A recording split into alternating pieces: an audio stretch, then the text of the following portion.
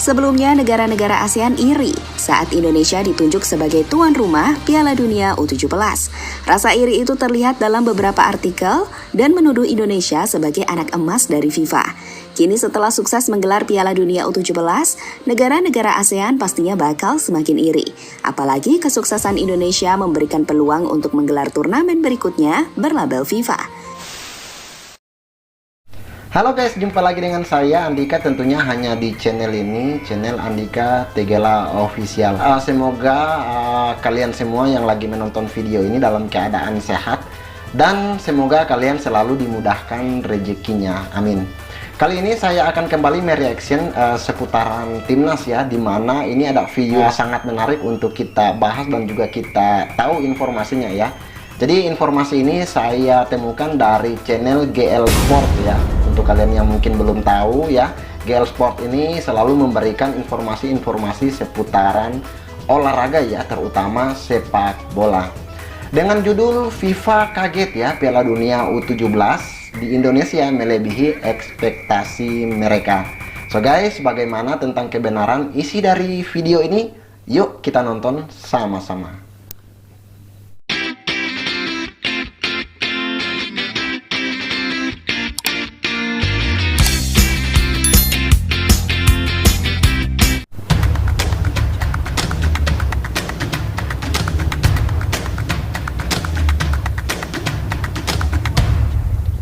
GL Report.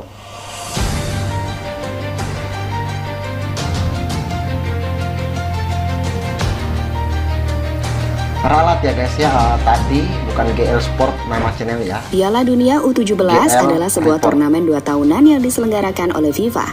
Meski sama-sama berlabel Piala Dunia, namun ajang ini berbeda dengan Piala Dunia Senior. Contoh perbedaannya adalah jumlah peserta yang bermain di dalamnya. Selain itu, ada juga perbedaan yang lain, di antaranya soal syarat stadion, opening ceremony, hingga beberapa aspek lainnya. Namun perbedaan itu ternyata tidak terlalu digubris Indonesia sebagai tuan rumah Piala Dunia U17 tahun ini. Sebuah tindakan yang membuat FIFA kaget sekaligus tak menyangka, karena apa yang dilakukan oleh Indonesia melebihi ekspektasi. Lantas ekspektasi apa yang dimaksud? Berikut ini adalah jawabannya.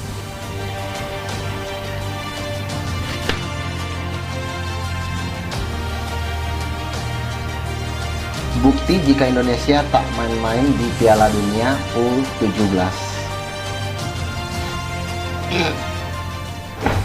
Ya, pada Piala Dunia Senior, setiap tuan rumah diwajibkan untuk mempersiapkan stadion. Stadion yang dipersiapkan pun harus berstandar FIFA dan mampu menampung banyak supporter. Hal itulah yang telah dilakukan oleh Qatar tahun lalu, di mana mereka menyiapkan 8 stadion besar untuk menyukseskan Piala Dunia. Hasilnya, negara Timur Tengah itu sukses menggelar ajang 4 tahunan tersebut. Bahkan Piala Dunia Qatar dianggap sebagai Piala Dunia terbaik, entah dari segi fasilitas maupun dari hasil pertandingan. Ini stadionnya megah sekali guys ya. Ini Piala Dunia kemarin di tahun 2022 ya, di mana Qatar menjadi tuan rumahnya. Setahun berselang, giliran Indonesia yang menjadi tuan rumah Piala Dunia. U17. Bedanya kali ini di level kelompok umur. Pada level kelompok umur, FIFA tidak mewajibkan Indonesia memakai stadion besar. Namun Federasi Sepak Bola Dunia itu tetap berharap agar Piala Dunia di Indonesia tetap mendapatkan animo yang sangat banyak. Maka mereka memberikan target kepada PSSI agar rata-rata yang datang ke stadion minimal 10.000 penonton. 10.000 penonton.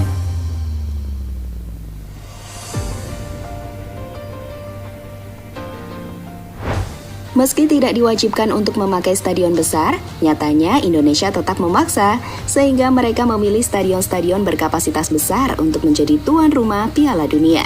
Hasilnya, Jakarta International Stadium dan Gelora Bung Tomo menjadi venue di Piala Dunia tahun ini. 2 stadion itu akan didampingi oleh 2 stadion lagi, yakni Sijalak Harupat dan Manahan Solo.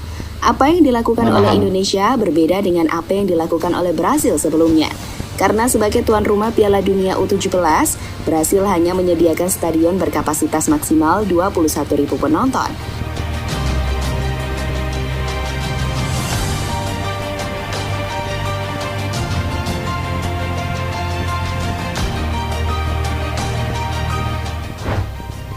Bukti Indonesia tak main-main sebagai tuan rumah. Apa yang dilakukan oleh Indonesia itu tentu sebagai bukti jika mereka tak main-main saat menjadi tuan rumah Piala Dunia.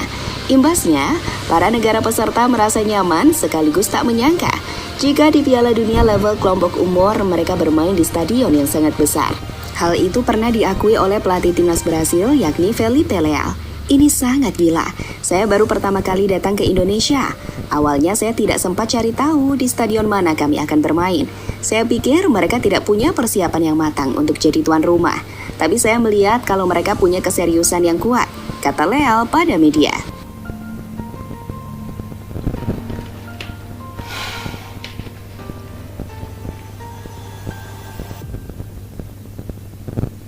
FIFA menyuruh Indonesia melakukan opening dan closing ceremony dibuat sederhana.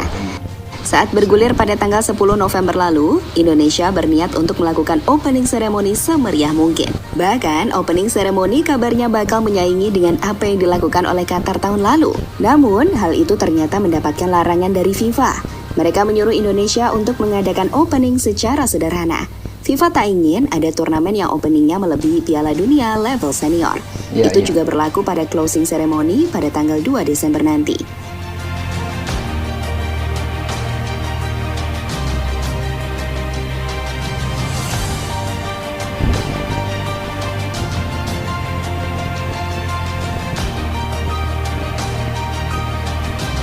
Opening kemarin dangdut ya pembukaannya ya. FIFA kaget Indonesia melebihi ekspektasi. Piala Dunia level kelompok umur biasanya kurang diminati oleh para penonton. Hal itu terbukti pada Piala Dunia U17 sebelumnya yang diadakan di Brasil. Saat itu rata-rata penontonnya hanya sekitar 3.000. Namun jumlah itu meningkat drastis di Piala Dunia Indonesia. Karena saat ini rata-rata penonton yang hadir sudah mencapai 11.000. Jumlah itu hanya kalah dengan tuan rumah India yang mampu mendatangkan 25.000 penonton di setiap pertandingan. Tapi hal itu sangat wajar karena India menggratiskan tiket masuk ke dalam stadion. Oh.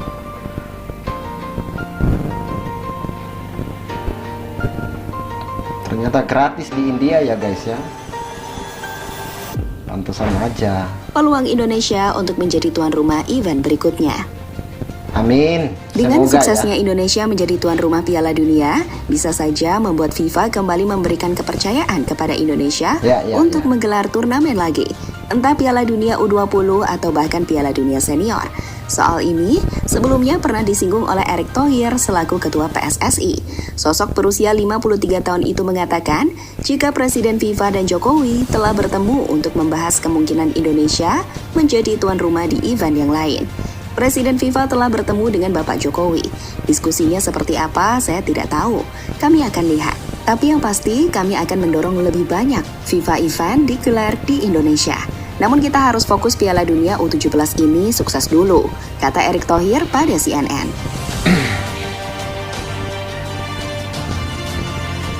Gianni Infantino, Joko Widodo.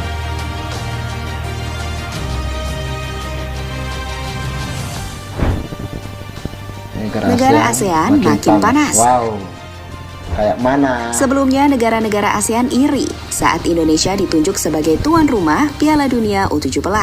Rasa iri itu terlihat dalam beberapa artikel dan menuduh Indonesia sebagai anak emas dari FIFA. Kini setelah sukses menggelar Piala Dunia U17, negara-negara ASEAN pastinya bakal semakin iri. Apalagi kesuksesan Indonesia memberikan peluang untuk menggelar turnamen berikutnya berlabel FIFA. Makin panas negara sebelah ya.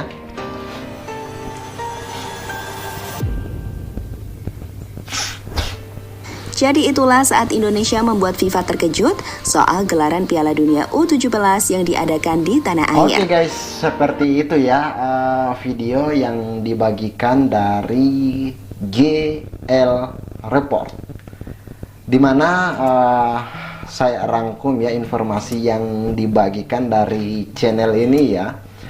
Jadi di sini ternyata FIFA sangat takjub ya dengan keberhasilan Indonesia dalam melaksanakan ya turnamennya FIFA, yaitu Piala Dunia U17 tahun ini.